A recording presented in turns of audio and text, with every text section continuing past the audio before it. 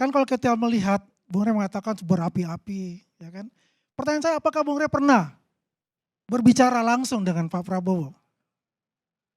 Pertanyaan saya kan itu. Ini kayak kita hidup di tahun 70-an. Bukan masalah hidup tahun 70-an. Tak kenal maka tak sayang kan, istilahnya begitu. Karena begini, bukan Bung Rey, mohon maaf. Ini kan baru. Kabinet ini kan baru. Baru tanggal 20 Oktober. Ya. Apa yang dilakukan oleh Pak Prabowo? Dia berkunjung ke daerah-daerah terakhir di Merauke dan kemudian berkunjung pula ke Solo. Kenapa berkunjung ke Solo? Karena beliau ya menghormati presiden-presiden terdahulu. Bukan hanya dengan Pak Jokowi, tapi juga dengan SBY. Kalau saya itu lebih tertarik kepada nasi gorengnya malah. Kenapa nasi gorengnya di situ? Semuanya kan politik nasi goreng kalau kita lihat. Nah, insya Allah begitu. Ya kan? Karena apa? Dalam politik nasi goreng itu semua persoalan-persoalan terdahulu, persoalan sekarang dan persoalan akan datang dirembuk bersama-sama. Dan nantinya juga saya berharap nanti ada Presiden Roundtable Club. Di situ ya presiden sekarang, presiden terdahulu itu membicarakan kemajuan-kemajuan apapun yang akan terjadi untuk Indonesia ke depan. Jadi kita harus pesimis. Tadi Bung Karim mengatakan pesimis dan optimis. Saya optimis untuk itu. Kita lihat 100 hari seperti apa nantinya. Ya kan? Kita ini anak bangsa ini ya kita harus memperhatikan. Boleh kita kritik, tapi kita berikan solusi. Tapi kalau kita sudah berbicara langsung dengan Pak Prabowo, kita bertukar pikiran dengan Pak Prabowo dengan gagasan-gagasan dia, kita beri masukan, alhamdulillah. Itu terjadi dengan Mas Ade tuh. Setelah bertemu dengan Pak Prabowo berubah. Enggak, karena begini Mas Ade ini udah tahu. Ternyata apa? Oh ini sebetulnya yang merupakan yang saya cita-citakan. Betul gak Kode?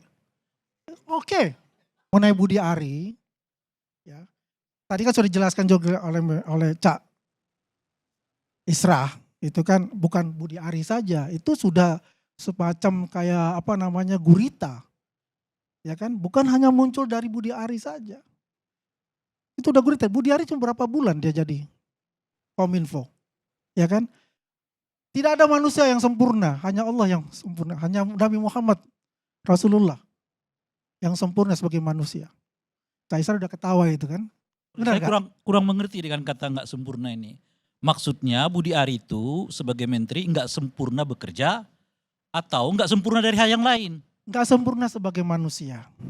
Oke, itu masih banyak tafsiran. Ya kalau kita menafsirnya itu kan kita pendapat masing-masing. Kalau bilang-bilang bekerja, bukan saya untuk mengatakan dia tidak bisa bekerja. Ya. Tapi sudah dilakukan hal yang dia katakan bahwasanya sudah men-take down beberapa situs itu. Ya, kalau itu kan kita semua orang mengakuinya kan. Kita mengakui sama-sama. Kalau diskusi kita ini kan nggak berkaitan dengan soal kinerjanya Budi Ari.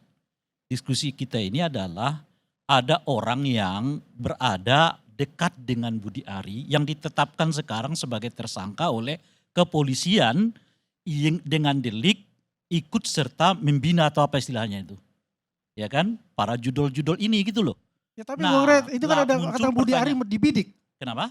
Budi Ari dibidik.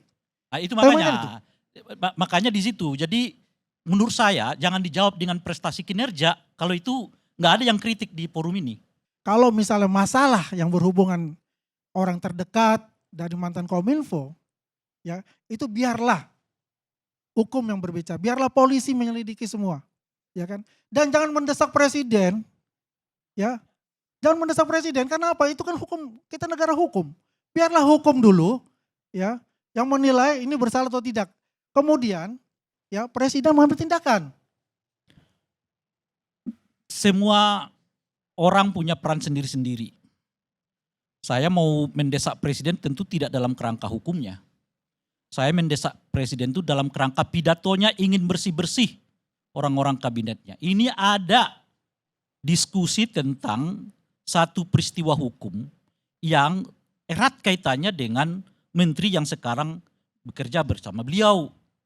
Apa sikap beliau? Nah, soal apa sikapnya ya terserah Pak Prabowo. Apakah cukup mendiamkannya seperti yang sekarang?